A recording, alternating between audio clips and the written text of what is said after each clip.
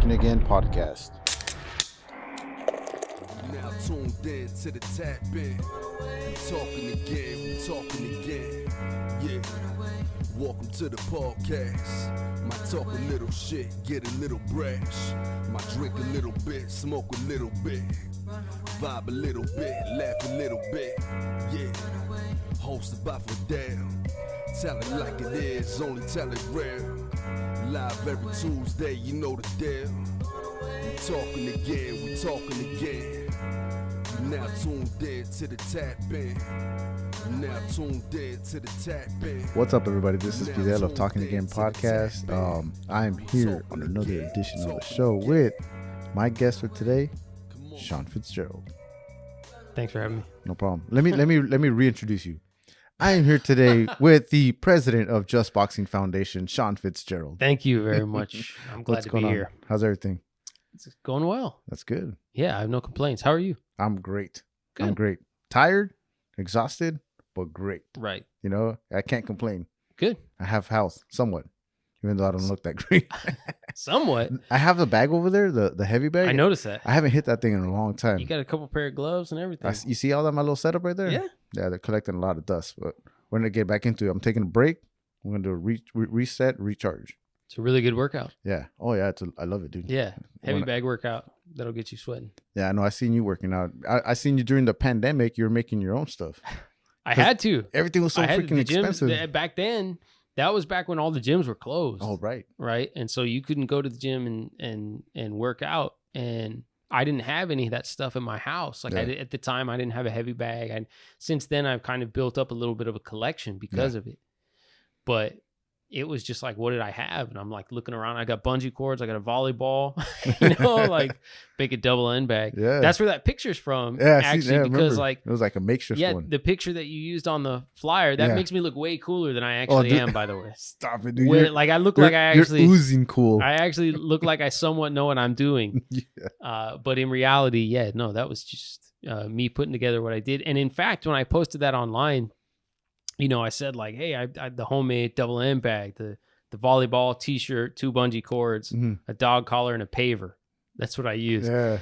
And that got a lot of attention, like more than a lot of other posts that I put up there. Like some people reached out to me and were like, hey, that's so cool. What's the dog collar for? Yeah.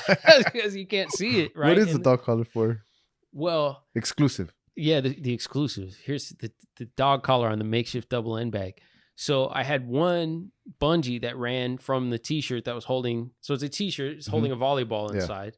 And one bungee went from one sleeve of the t-shirt and ran up and like hooked to a hook in the ceiling. Yeah. The other one has to go down and hook to the floor. Mm-hmm.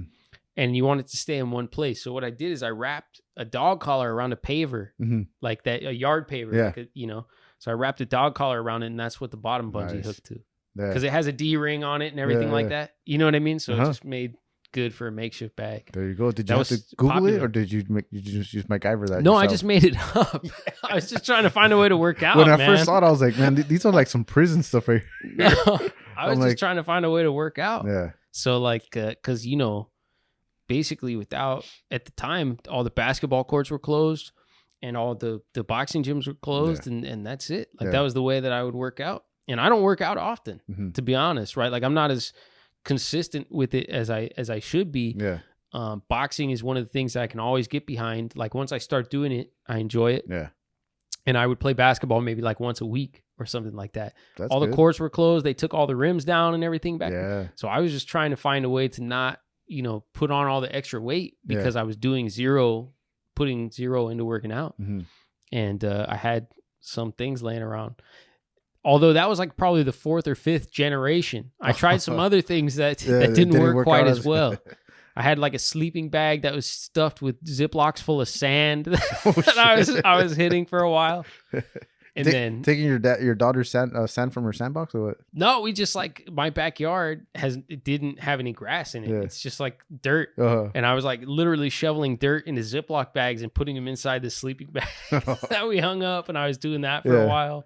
I don't know if you remember, but like all the equipment, if you wanted to buy dumbbells, anything like that, it was either if it was gone or expensive as fuck on OfferUp. You're gonna be paying 3 or 4 times as much. Absolutely gone. And I didn't want to pay for any of that. Yeah, and the other thing is I didn't really have a space to do like the hang the heavy bag and all that kind of stuff. Like I didn't have a space for that. So it all had to be kind of freestanding or things that I could just put away when I was done. And that's why it was like, oh, okay, like, you know, I'll try this, I'll try that. Yeah. So I tried a bunch of different things. The double end bag is kind of what stuck. Yeah. And then, you know, obviously a lot of a boxing workout, things like jump rope and using the ladder, the agility all stuff, that stuff. Yeah, all the agility ladder stuff. You know, I was able to put together a short enough routine that I could do in my backyard. Little workshop. Yeah. Try and keep myself straight. You know what's funny, man, when you're talking about that, and it just brings back memories of when my dad, when I was young, I was maybe 15, 16 years old. I asked for a heavy bag because I wanted to start working out. I'm like, yeah, I want, you know, I hit hard. Let me let me work on this, you know, like give me a heavy bag. Well, you know, we didn't have that much money. You know, we used to it was a treat for us to get in and out down the street. You know, right. Like, it was always like, you know, home food at the house. Yeah. So we went to the swap meet and my dad bought himself a military bag. So you know that military bag, but it wasn't like the soft, you know, it was like like a canvas one. Yeah, canvas one. Okay. I know what you're talking about. Perfect. Now we got the idea. So then he gets a big ass bag, puts it inside like as a liner, and we go to my uncle's shop, and he used to make furniture. So we get all that. He got all that sawdust and just packed it in. Right. But he didn't just like put it in there and just tie it up. He packed it in. You know what I mean? Got to pack it in. It took 3 guys to hang it. I'm surprised that the freaking patio didn't fall down. And then trying to hit that thing and move it, it was like hitting bricks. You know, I was just like, what the? And I'm hitting it. My knuckles are getting all busted up because I didn't have wraps, you know? Right. No tape, none of that. I'm hitting it and I'm moving it, but it was just like, it was crazy experience. Needless to say, I used it for about 1 week and then I'm like, I'm done with that. Like, I can't anymore. I go, if you're not going to hit that thing, then I can't hit it. So we're done. Right. Never knew what happened to that heavy bag, but. Hey, you know what? But your pops was supportive of that, though. Yeah. You know what I mean? He tried to make it work for you, and I can appreciate that. Yeah. I remember telling my dad I wanted to box when I was like, you know, in my early teens or something like that. Yeah, he wasn't with it. let's just say that. Yeah. No, my dad wasn't with it. He wasn't with it, or but like then your football. Your family comes from the boxing background, right? Not as competitors. So my uncle, Jim Fitzgerald, he's still to this day actually does some ring announcing in the local boxing community here. So all-star boxing, Spar Star, like stuff like that. Yeah. You'll catch him in the ring. Nice. Announcing the fights. Yeah, he used to back in the when I was younger, he did it for foreign boxing. Nice. Too. Yeah. So your dad was like, "Nah, you're not even doing boxing, no football." No. Yeah, my dad wasn't. Yeah. I'm a little guy. Mm-hmm. You know what I mean? Like, so like I'm like maybe 5'7" or something like that. Right now I'm probably sitting at like 140 or something like that. Soaking wet.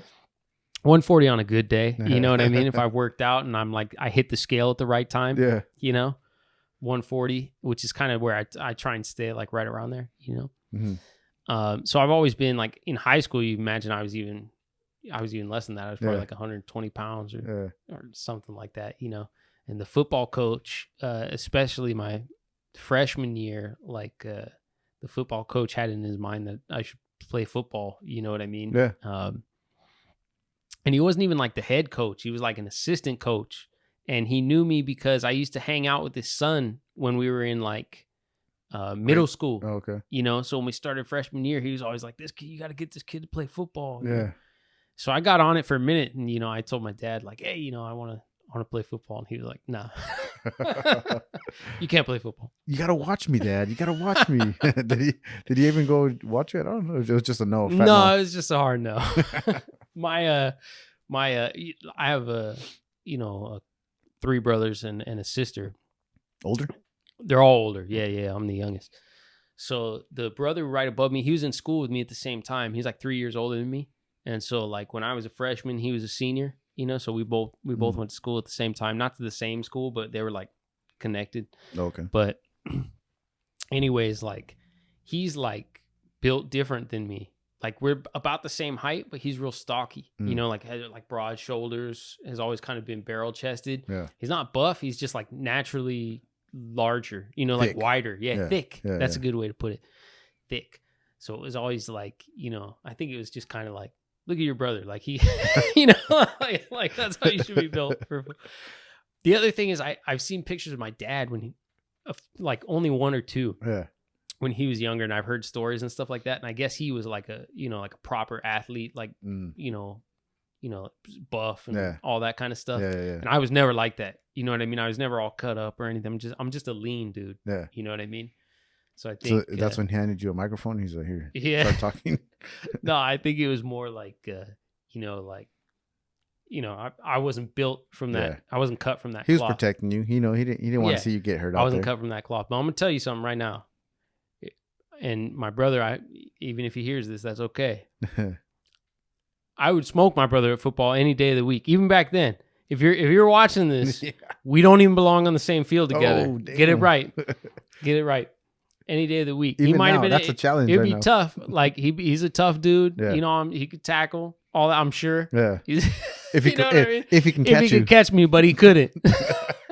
He couldn't catch me. He couldn't see me. This is my back. You know what I'm saying? What about in boxing? Did you ever get in the ring with your brother? Oh no. No, I never. But you did some sparring, right? Oh, I've done a lot of sparring. Yeah, I've done a lot of sparring. I basically, I'd say I basically give as good as I take. You know what I mean? I'm like a 50-50 kind of guy.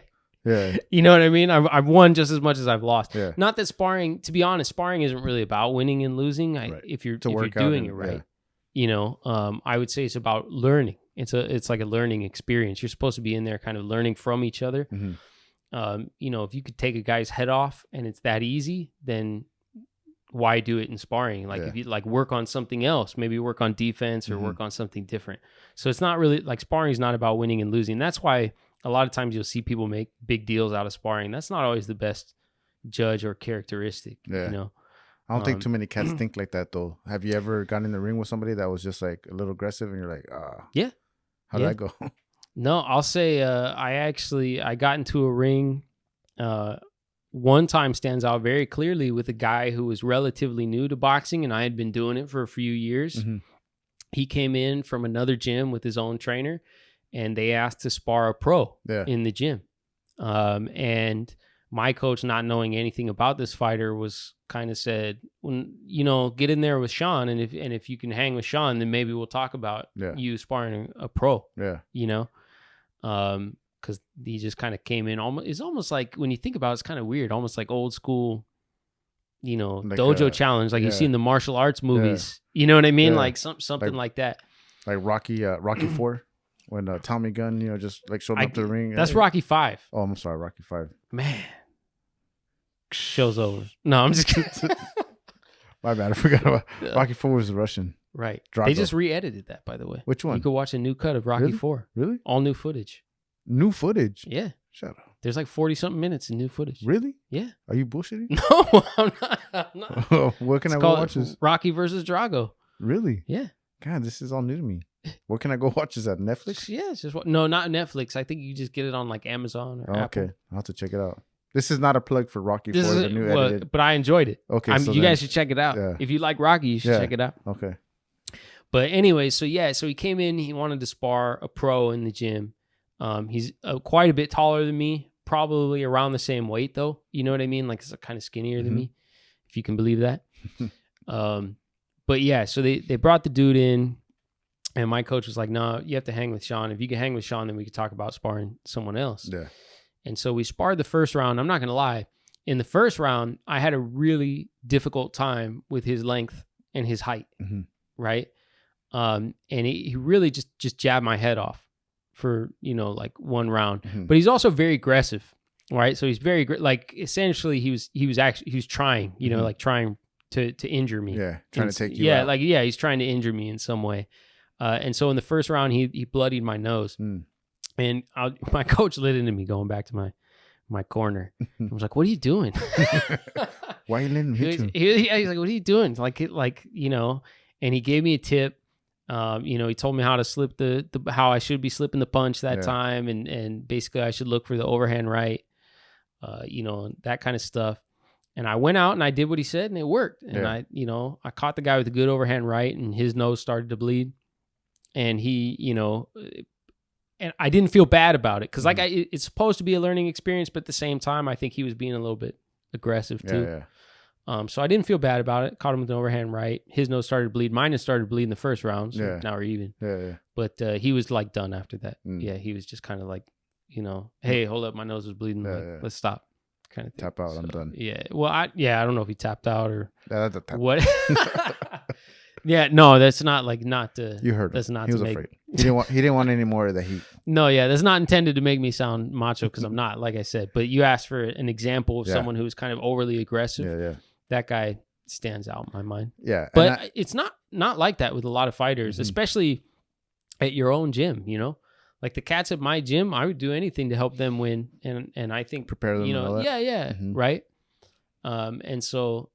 And I'm by no means am I a professional boxer or anything like that. So I'm not the one to give lessons or advice, or I'm not a boxing coach. I'm just passionate about it.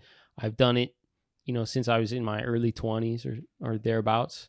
I've gotten beat up, plenty of times. Yeah. But yeah. Did you ever consider at any point, I know I've asked you this before, but at any point being like taking a couple fights, amateur fights? Or pro? I still consider it, to be honest. Really? Yeah, to be completely honest, it crosses my mind all the time. Yeah. I still, kind of sit there and go, oh, I wonder. Yeah. They have a master's division and I qualify for it. I can compete in the masters. Yeah. Which is I think above the age of 35. And if I found the right match, like I still think about it all the time, to be honest. Yeah. Is there anything that's holding you back, or is it just you said you find the right match? No, it's not. It's not about finding the right match. I think the thing that holds me back is actually the commitment that it takes. It's the one thing that I think I never had. If you ask me like, well, how come you didn't fight? How come?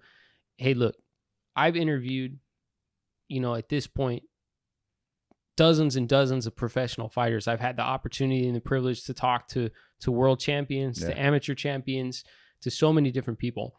One thing I can tell you is they are all extremely dedicated. They're extremely dedicated. We're talking, these are people who are getting up early in the morning. They're running 5 miles, 6 miles, 8 miles. You know what I mean? Yeah. That's like part of their routine. Yeah. Then they're hitting the gym. Sometimes I've talked to amateurs. They're going to school. They're hitting their books. They're doing all that stuff, right? Yeah, I've talked to plenty of professionals who have jobs, who have regular jobs, even full-time jobs and stuff like that, right? So you have to have that dedication, and without it, you can't expect to be any good. That's kind of my, like no matter how skilled you are, I think. There's a difference between being skilled and being prepared. And that's a level of dedication that, in any sport, like I played a little bit of basketball in high school, for instance. Hated to practice.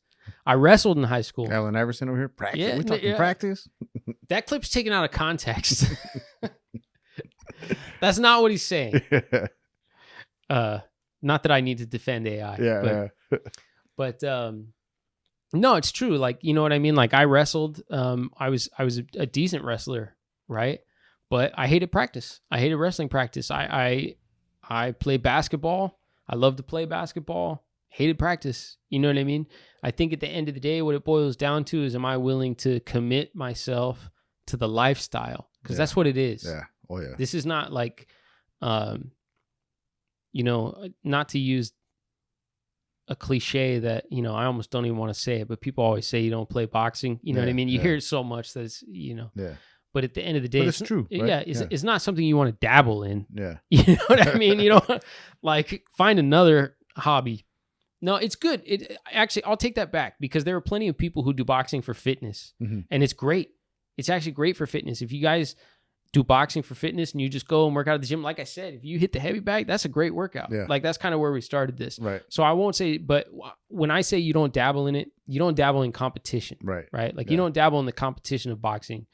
And so at the end of the day, if you can't make the commitment, if you can't live the lifestyle, you don't belong there. And you'll find out either the easy way or the hard way. The hard way. You know what I mean? The canvas will be talking. Yeah, you'll find out the hard way. Yeah. So I think part of it is, if I feel as though if I trained properly for 6 months, like I could be prepared to go and do that. Potentially, you know, like, because I've been around it for as long as I have. So I don't mean that, like, I don't just mean like, hey, anybody in 6 months, you could be ready to have your first amateur fight. Right. Like, but I do think that, if I trained really hard, could I get there? Yeah, I could get there. I could fight masters, amateur.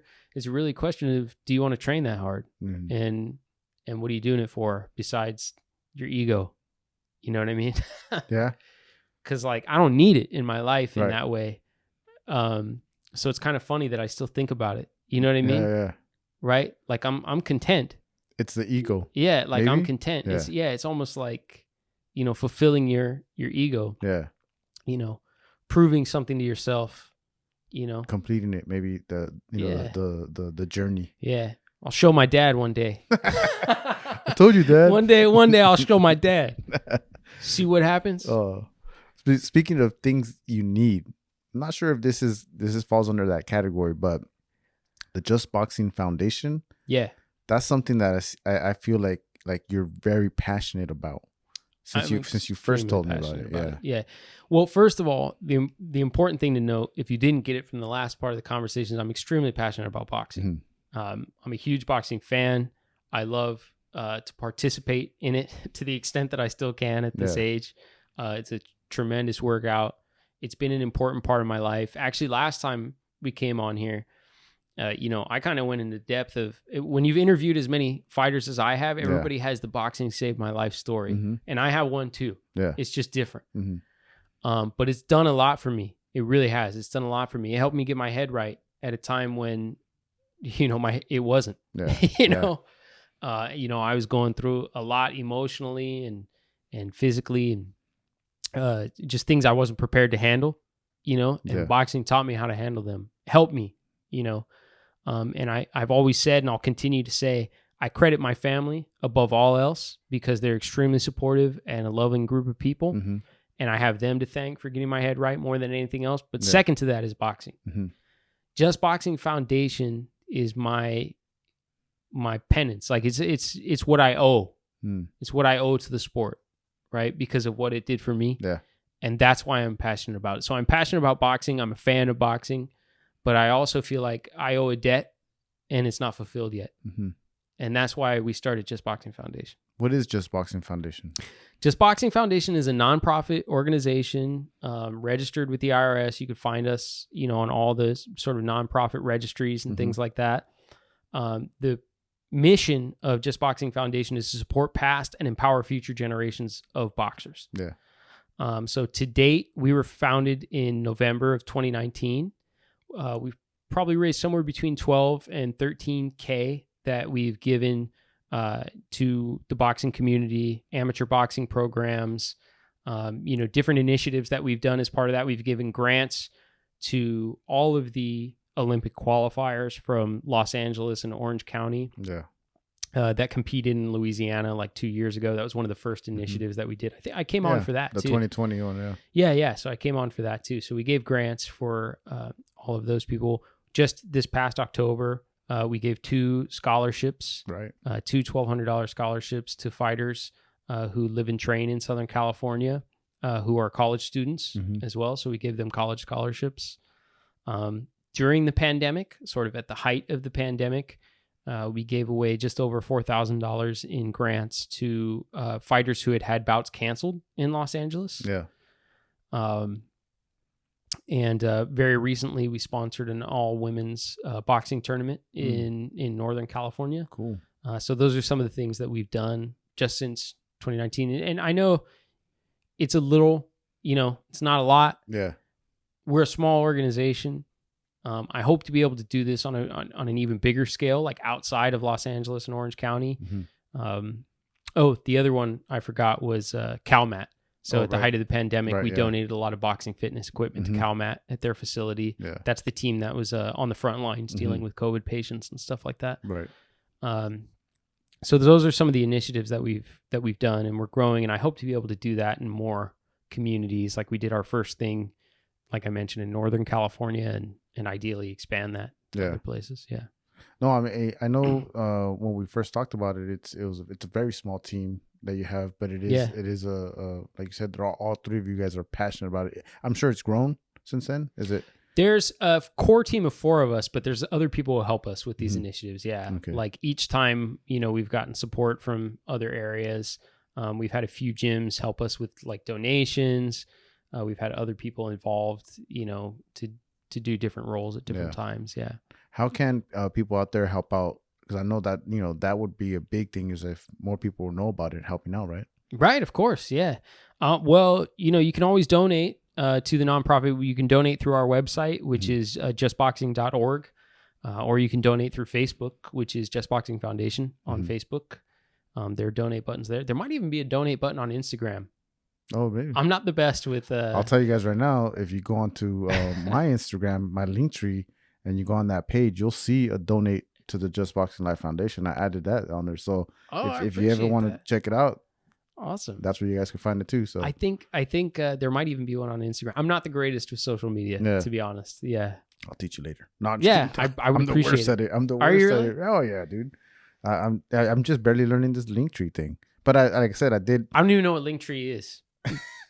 Think of it exactly what that is, right? A tree with branches, but they're links. You click on it and it takes you to another link. Got you. So it's one power link. Okay. But it's pretty cool. It works amazing. You can show me Linktree when we're done. I'll show you Linktree when we're done. But yes, that's cool. So I mean, if we go out there, help out, donate, it'll make the foundation, grow. Obviously, the 10s and the 20s are gonna add up, right? But that's the whole goal, is to just get as many as we can people out there. Yeah, I mean, one thing I should clarify: everybody's working on a volunteer basis, so none of us get paid to do any of this stuff. Everything that is donated is going towards initiatives like the ones that I described. And there will be more of those. We hope to be able to do that, continually. Like I would love to do the scholarships every year. I would love to do, more and more in this community. So, well, correct me if I'm wrong, but the nonprofits 501(c)s, that's what that is, right? Like no one gets paid. It's all 100% goes towards that, or does it change? No, a 501(c)(3) is still a corporation, and to some extent, there are nonprofits that are going to have, executive teams and things like that get paid. Payroll. They're bigger. Right? Like they'll have a payroll and things like that. Like we have to have an EIN number, an employee, identification number, and all that different stuff. Right now, there are 4 main people who work for Just Boxing Foundation, just working on those key initiatives and things like that. None of us take a salary. Nobody does. We all operate on a voluntary basis. Got you. One of the things I wanted to segue from that was some of the applicants, right? The ones that need to register for that. How are you guys getting that message across to them? Like, have you found it difficult to get a hold of them for the scholarships? For the scholarships, yeah. Okay, so for the scholarships, we promoted that mostly on social media. Okay. And we did box it in. So this was the first time that we'd given a scholarship, right? And so we weren't sure what to expect. Yeah. And like I said, we were founded in 2019. We've done a few initiatives in the past that had applications, so we knew a little bit about dealing with that. Yeah. This is the first time that we were going, for college students who are actively competing as either amateurs or professionals. And so we didn't know what to expect. And so the first thing we did is we kind of said, okay, well, how are we going to limit the number of applications that we receive in the event that there's going to be like an influx? And so we did it by geography. And typically our initiatives so far have focused mainly in the Los Angeles area because that's our home. Yeah. That's where we're from. Yeah. So we're focused on, and it's also a hotbed for boxing, from an LBC standpoint. Amateur boxing is broken into local boxing communities. We have one of the largest. So like this is where we focus. So we kind of said, hey, we're going to focus in Los Angeles or Southern California, geographically speaking, on colleges, public colleges and universities that are in that geography. And if you attend one of these, and we did that just to limit scope because, we didn't know how many applications we were going to get. In retrospect, we probably could have expanded beyond that and taken more applications than we actually did receive. Yeah. But all of the messaging for that went out through social media. I would say the biggest barrier wasn't really the application. It was like getting everyone to follow up with all the things that you need to like verify that process. So you'd have people who submit applications, for instance, but like, we need a college transcript because we have to know that you're actually attending a college or university. There are things that we need. Like if you're applying as an amateur boxer, we need your USA Boxing membership card, right? So just so we know that you're actually a member. And wrangling all of that was difficult. I'm not gonna lie. Yeah, you had to contact people like, hey, you know, just want to let you know we need your membership card. Can you get us your membership card? You know, can you get us your transcript? It can be unofficial. It was an unofficial transcript we were looking for, so you shouldn't need to pay for it. You can typically just download it from the website. So doing all of that, in looking back at it, that's what takes like the majority of the time, right? So if we did it again and we expanded it and we had 10 applications, it wouldn't be so hard, I think, you know, or 10 times more applications. I mean, if we had 10 times more applications, it wouldn't be so hard going through those applications. What would be difficult is getting all those people to send you the stuff that you need the correct ones. To validate that they actually, you know, qualify. No, I feel you on that too, kind man. I've had to do some of that kind of work before with the Little League, and it's a headache. I was chasing people down at their gyms, man. I was like going to the gym. I got money for you, man. Hold on. I'm Sean from Just Boxing Foundation, and you know we received your application. I need you to send us a transcript. Yeah, you know what I mean. So earlier we were talking about trust. You know, in the boxing community, it's huge, right? Worldwide, but it is very small, right, and tight knit. It is, yeah. Trust is a big thing, right? So if people don't know who you are, they're like, how am I going to give this guy all my information on, you know, and he's supposedly going to give me money. Is that difficult for you or what? It's extremely difficult. Yeah. It is not specific to the boxing community in the sense that, you know, like I was saying earlier, I think any product is built on trust, right? It doesn't matter how good your product is. If the people you're selling it to don't trust you, then they're not going to invest in that product. They're not going to find it. Now, when I talk about the boxing community, I do think there are things about this community, even though it's closed and tight knit, and it does seem to feel like a lot of times everyone knows everyone. I also think that there is good reason that people are not the most trusting in the boxing community. Yeah. You know, obviously in boxing, everything surrounds the fighter. You know, fighters have managers, fighters have coaches, fighters have promoters. They have all these different things. And so there's always this kind of fear that when you land on a gem, you know, or this diamond in the rough, there's always someone in their ear trying to say, hey, you know, I can do better for you. It's always I can do better for you, right? Get my hand out. You know, whether I could do a better job of coaching you, or I could do a better job of managing you, or a better job of promoting you. So in a lot of ways, I think that distrust probably starts there, you know, and it's understandable because it does happen. Yeah. Like I would never say that those things don't happen. People poach fighters, you know, people do that stuff, right? And so as an unknown quantity, you know, someone like me who's coming in and saying, I'm offering this to you, I think the natural reaction is kind of like, what does that person really want? What's the catch, right? Yeah. What does that person really want? Yeah. And I think that, and I understand where that comes from to some extent. Some people have been very helpful in helping break that down in the local boxing community. You know, so there are a lot of people who I've met who are just terrific people, fighters and matchmakers and all kinds of things. Very supportive people who've helped, you know, bend that narrative in our favor. Yeah. I think the more that we do those types of initiatives and give the scholarships and do that stuff, the more that people will be open to you know, asking for our help or, you know, doing things like that. We were approached to support an amateur show in Northern California, an all-women amateur show. Right, yeah. And I was really excited. I was so happy. You know, I was so happy that someone came and said, hey, you know, we've got this show and we were wondering if you would be interested in helping sponsor it.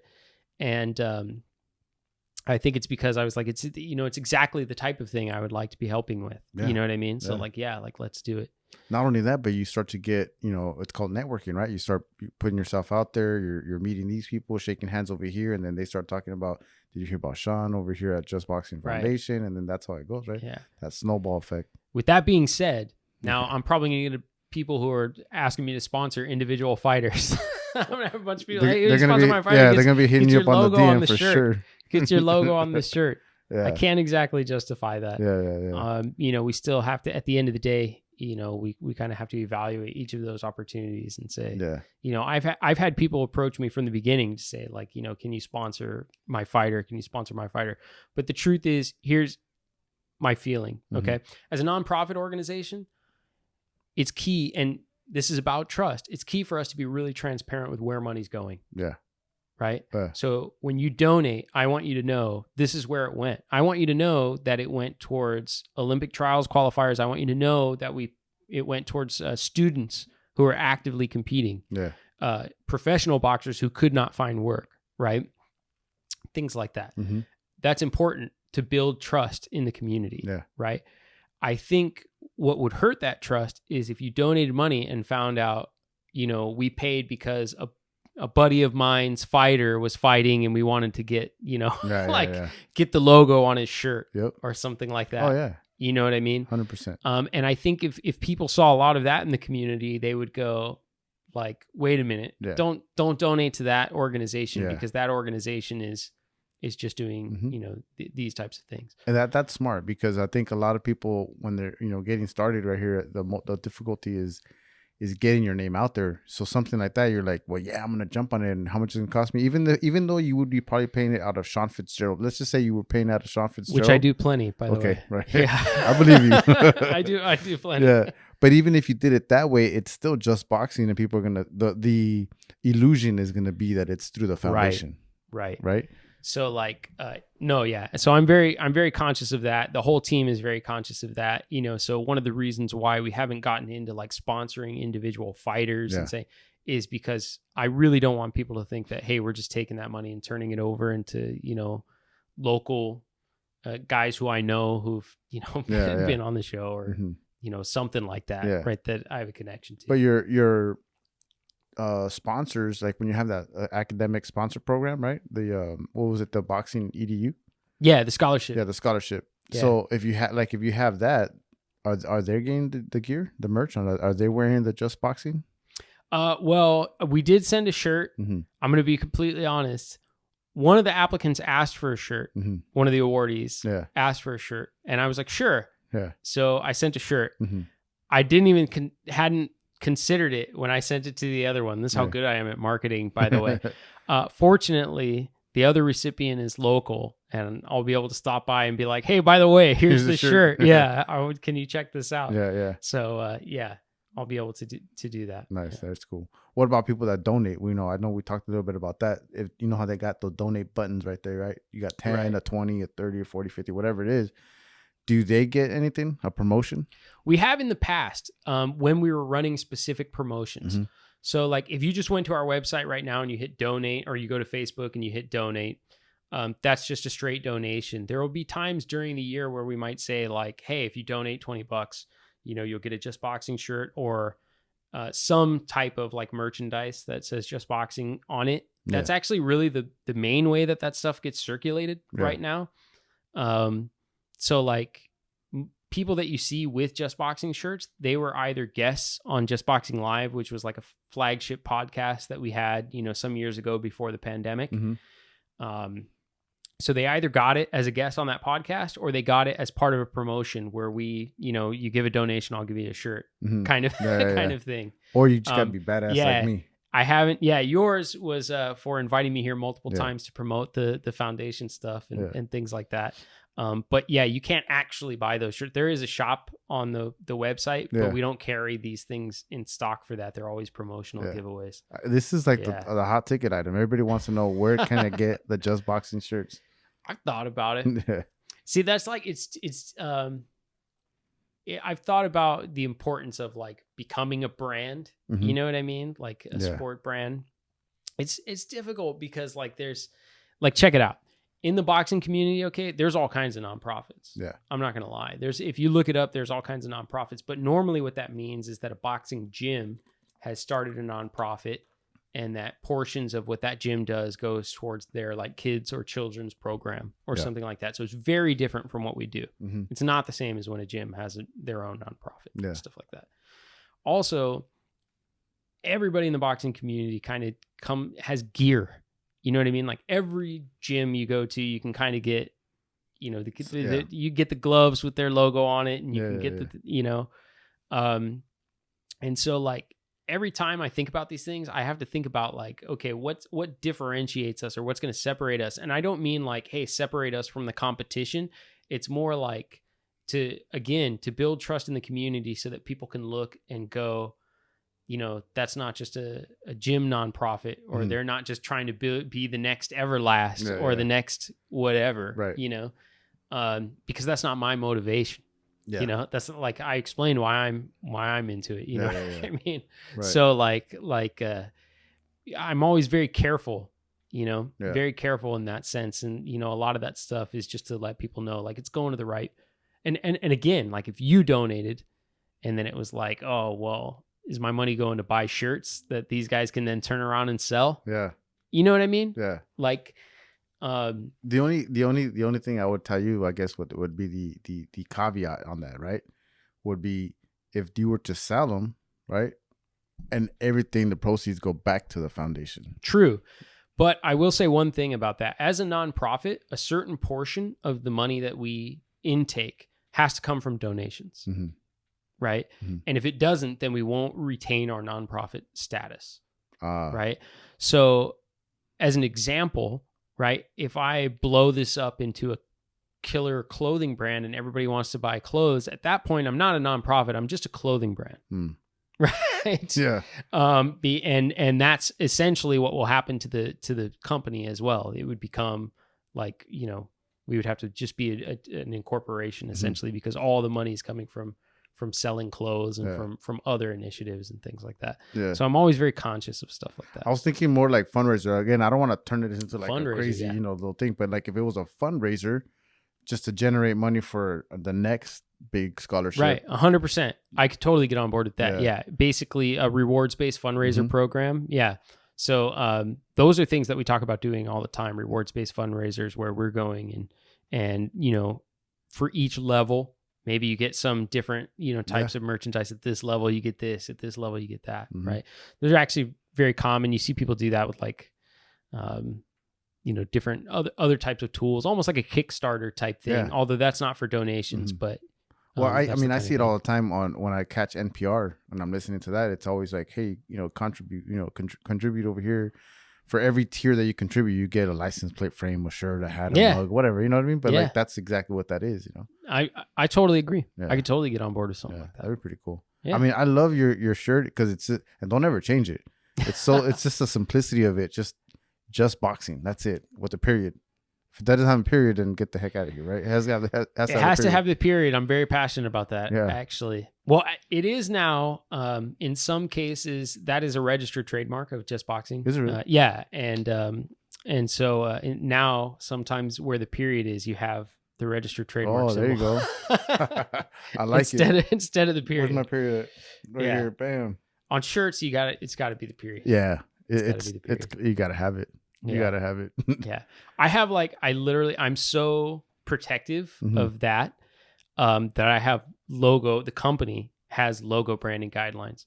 Oh, yeah? So so if you want to use that logo, let's say we partner with you and say we're going to do something in partnership, you would have to basically be provided the guidelines, and the guidelines tell you how you can and cannot use the logo. Wow. Because I'm like super protective. But this is cool because that means that you've thought of, almost everything. I definitely haven't thought of anything. I'm not a marketing genius by far. Otherwise the company would be bigger than it is, or our social media presence, would be bigger than it is. Yeah, but that's an easy fix. Once you get the ball rolling, you hire someone that does social media, and that's it. Like that's all you got to do for us, social media. You know what I mean? Because I guess so. There's people that's all they do. They love doing that, and if they're gonna do it for a good cause, it's even better. It is really important for me how though. It's important for me how. So I'll tell you, like for instance, we have 1,200 followers on Facebook and maybe like 900 or something like that on Instagram. Right? They're all totally organic, and they're there for the content that's on the page. There are so many, I don't want this to sound like I'm putting down these pages or anything, but there are many, many pages that do boxing memes and like boxing videos and boxing content. And it's just not what I want to do. Like it's not a boxing media company, and it's not like, I don't want to become, here's why. Most of the time, those memes are at the expense of fighters. And I'm not in that business, right? Like I can't even get into it. I actually have a hard time with pound for pound conversations anymore, right? Because I don't feel the need to tear anybody down, you know? That's how pound for pound conversations go. You ever heard of boxing? Yeah. You ever watch a feed? Go into a boxing room. What do they call it? A boxing group on Facebook? Like you ever check out one of those? Something? Yeah. It's the most venomous group of people that you could find, boxing fans. Yeah. Well, I know exactly what you're talking about. And what's sad is that some of these guys have never, ever even put on a pair of gloves. Many people. You know what I mean? Oh man, there's so much venom that floats around in that.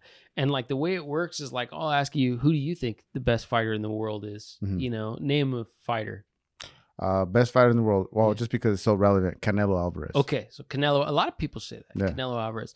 Now, if I wanted to disagree with you, the way I would go about that, like let's say I think the best fighter to me is Terrence Crawford, right? I think it's Terrence Crawford. You think it's Canelo Alvarez. Yeah.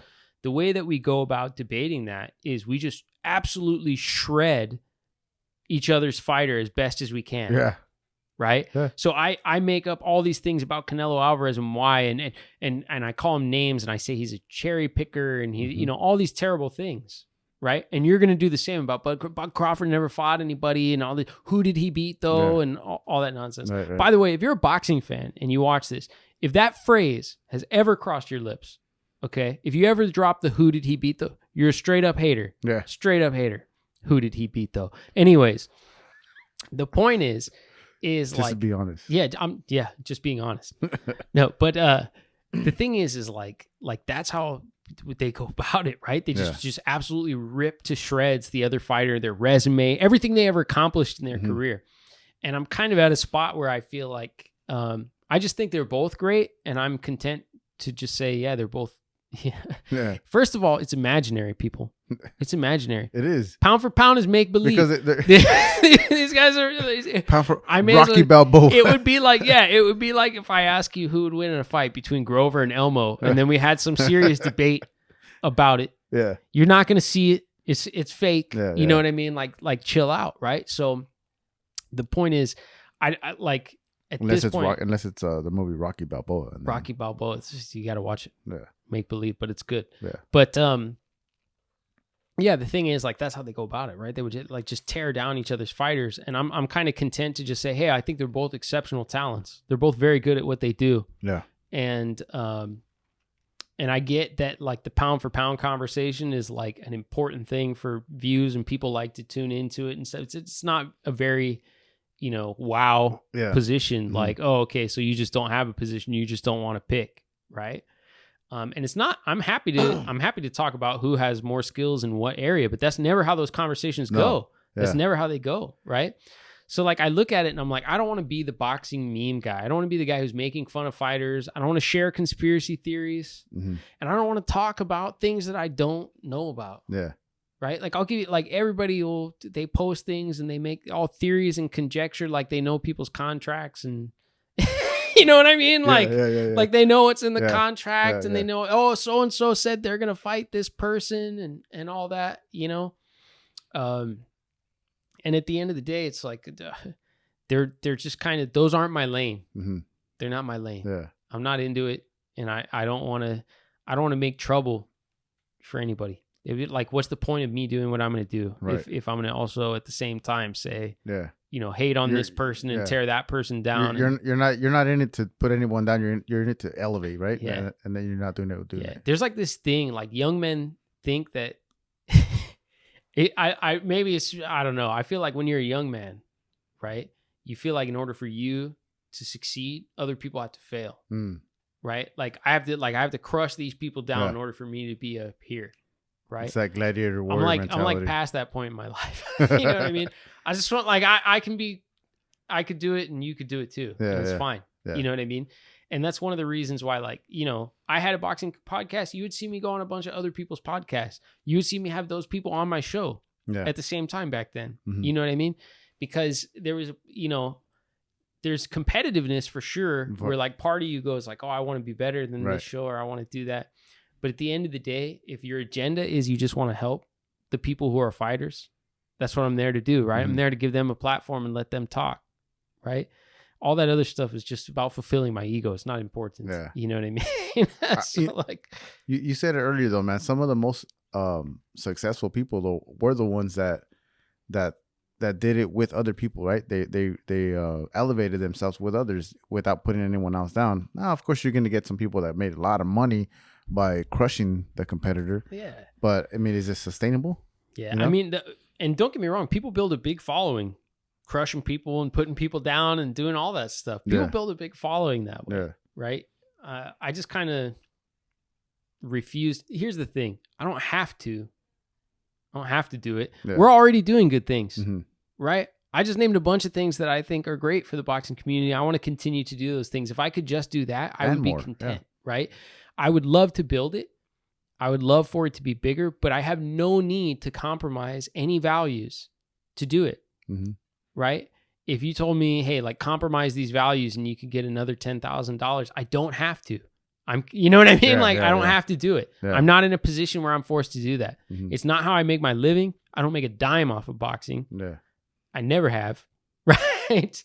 And so it's not like, that's not where my livelihood comes from. It's not like, so at the end of the day, like I just don't have to compromise. I don't have to do things that way. You know what I mean? This is why I miss your podcast. Why is that? Because you're so passionate about it, man. I am, like, dude. You get all into it. I just love it. It's not like that same commercialized stuff that you watch on on ESPN. No offense to anybody on ESPN, because I know they watch the show, but it's not commercialized like that. Yeah. It's you coming from the heart and you're talking about it. Yeah, I mean, I still get feedback. Like people will still tell me like, oh, but you just don't want to choose.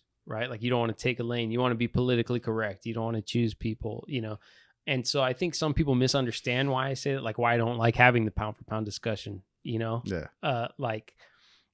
It's mainly because most of you, I don't think have it right. You don't have the right discussion. You don't talk about the right things. Yeah. You know what I mean? Boxing fans. No, I'm just kidding. But I hear this word a lot. The casual boxing fans are the ones that are doing most of that talking. Because the ones that are really into it, they're probably not going to. In boxing, a lot of people use that as like a negative term. The casual boxing fan? Yeah. I know. I've said that to many people, and then they just look at me like, Yeah, a lot of people use it as a negative term. They, the casuals this and casuals that. You know what I mean? Yeah. And even it's the same kind of thing. Like, what do you care what other people watch?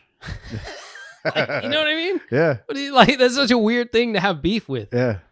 What you watch on TV. That is true. I never really thought about it like that, but it's true. Yeah, I'm just gonna hate on Fidel because of what he watches on TV. It's true. Yeah. Like, imagine if I was here just feeling venom because you watched, I don't know, what's popular on Netflix right now? Squid Games. You know what I mean? Yeah, I've never seen it. Yeah. Imagine if I was sitting here just heated because you watch Squid Games. Like, dude.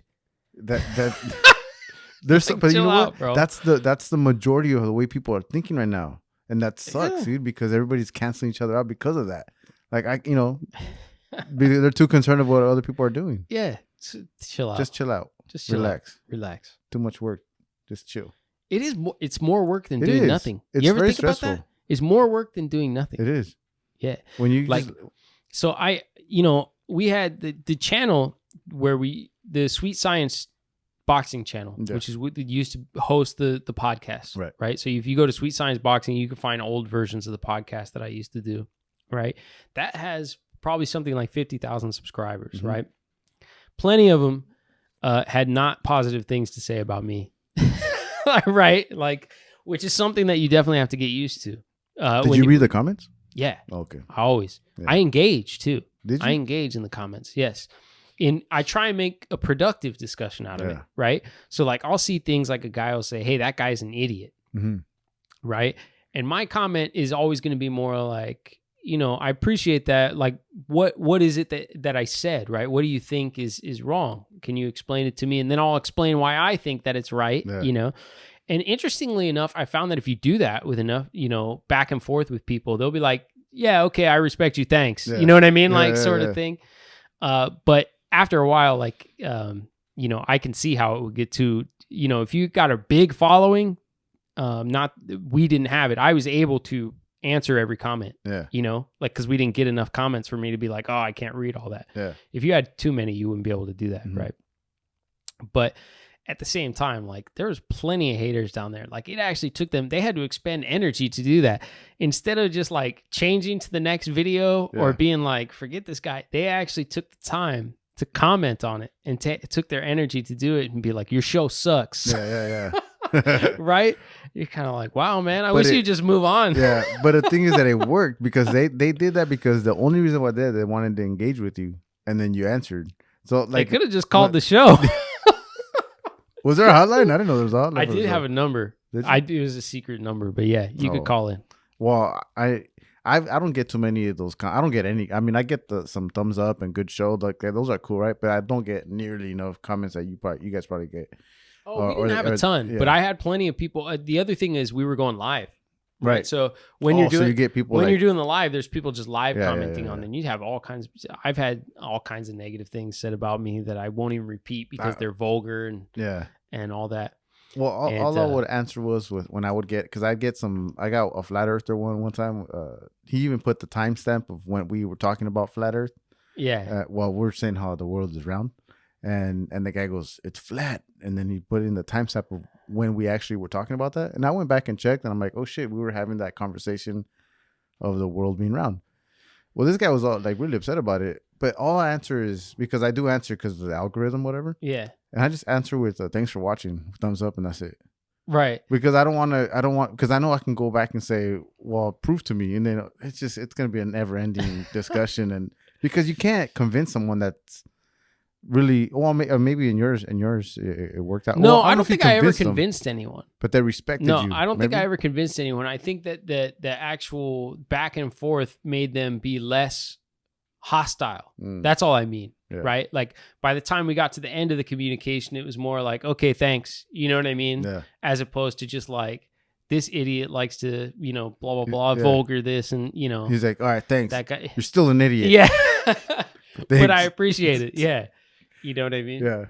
So I used to do that in comments a lot, and I would get in heated debates. I had people comment a bunch of negative things about guests I would have on and things like that. Because you remember, I'd bring in anybody. Like if you worked in the boxing community, I remember having on a strength and conditioning trainer and people getting in my comments like, why do you let these Rumble trainers come on your show and talk about boxing and they don't know what they're talking about?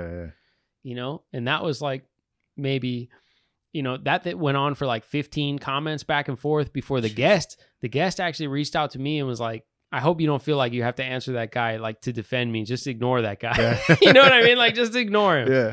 Just ignore that guy.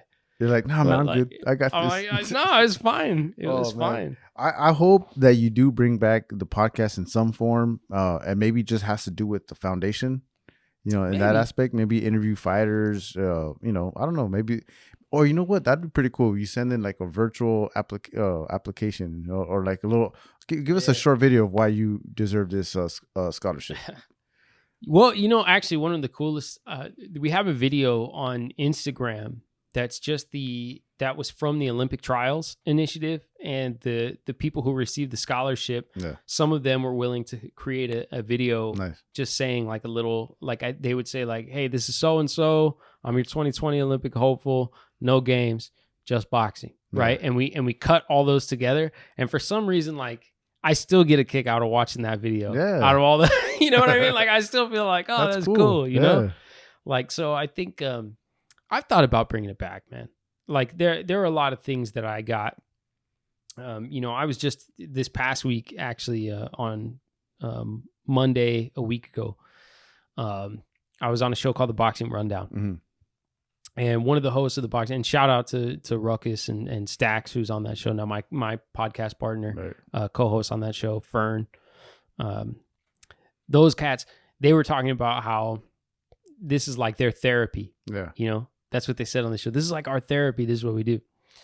That podcast literally, for me, started from like a therapy session. Yeah. That's like a true story, right? Mm-hmm. Where it actually started with my boxing coach saying, hey, we could do this. Let's do it. He was your first guest, right? What's that? He was your first guest. He was a co-host. Oh, your co-host. Yeah. I mean, the show is just as much his, as mine, right? So he was a co-host, and he was like, hey, we could do this. Let's put on this podcast. So we did it. Right. But it was like nerve-wracking, man, like trying to figure out how the live worked. And like, I'm not a sound technician. I don't know how the cameras work and all that. And I didn't know any of that stuff. And he and I operate just on different levels. He's very like, what do you call it? Like, I'm very methodical, like very, has to be done this way. I planned it all out in advance. You know what I mean?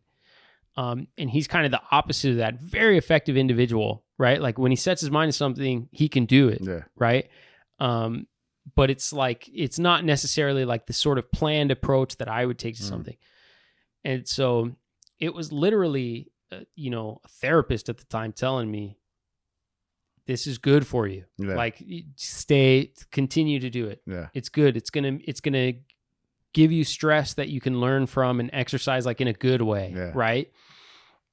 So it was quite literally like my therapy, doing that show and doing all that stuff. So I get a lot from it. I won't pretend that I don't. Like I get a lot from doing the show. It evolved over time. I wanted to do it for different reasons. By the end, I was doing it for completely different reasons than the beginning. Right. And that's kind of what evolved into creating the foundation to begin with. This is more, I just want to help people and give people a voice and give an opportunity to be seen, make them feel good.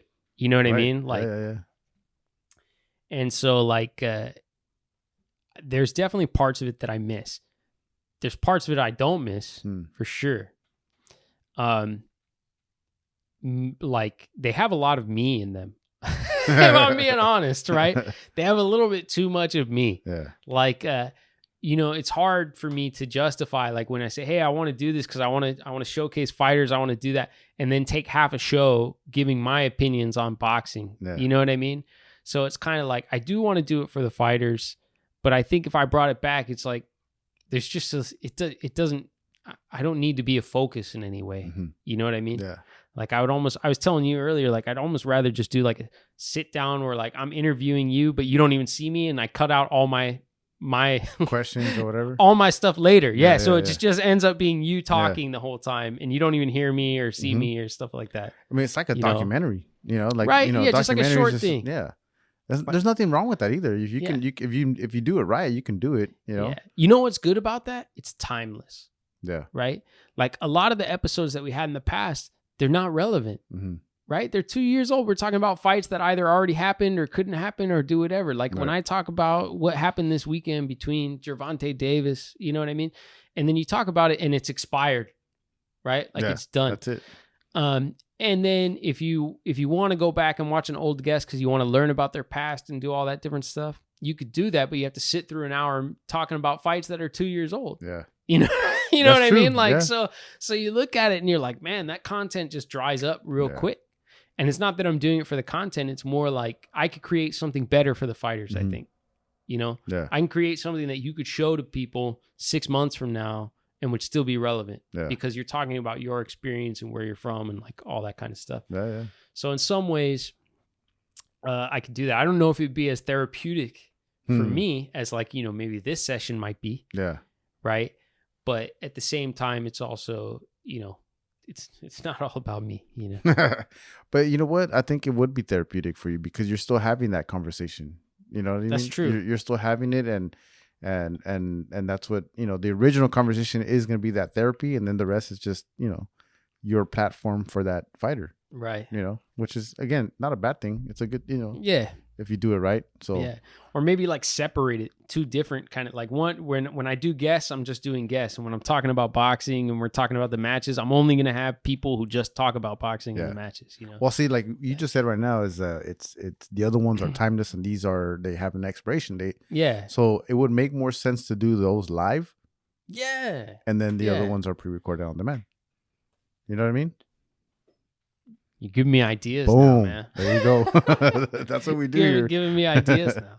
But it makes sense because no one's gonna go back and check that out because that's what I try to do here. I've always tried to like not talk current events. Sometimes you might get into it, but I always try to keep it like, hey, what are you about? So that way you can share it with someone else, and then they can check it out a year from now. Digital footprints. I always say that digital footprints. Right. What we leave behind. See, you thought about it in advance way more than I did. I did. I was just talking on. That was the plan. I was just talking live. No, you're good, man. Just getting on the thing and talking. Yeah, I can't wait. I can't wait to see it because I know you're gonna do a lot of big things with this. I definitely want to be a part of it somewhere or another. Where if we can help fundraise, Sure. Let me know when's the next big thing, and whatever we can do to help out, we're gonna try to do it. Definitely. I will do. Yeah, man. We'll probably be having to do some fundraising here in the next couple months and doing stuff like that. We just did the 2 big initiatives. So the scholarship, and then immediately after that, we sponsored the all women's tournament. So there you go. We're kind of now in a cycle where we're going to have to start doing fundraising again before we can do, whatever we land on next. All right. Yeah. There you go. There it is, man. Anything you want to say to them before we close out? Let them know anything? Just first, thank you for having me again, man. Thanks I for think coming, it's man. like the 3rd time. I really appreciate it. You're always giving me an opportunity to come on here and share with you guys. Anytime. And thanks to all of our supporters. In fact, Just Boxing Foundation can only do these things because of the people who have donated and given their time and their donations to do it. So I really appreciate it. Thanks to the team. You know what I mean? There's a great group of people. So yeah, that's just that. Thanks for having me. You can find us at justboxing.org, Just Boxing Foundation on Instagram, Just Boxing Foundation on Facebook. And that's it. There you have it. Adios, you guys. Take care. Yeah. Hosted by Fidel. Tell it like it is, only tell it real. Live every Tuesday, you know the deal. We talking again. You now tuned in to the tap in. You now tuned in to the tap in. You now tuned in to the tap in. We're talking again. Come on. We're live.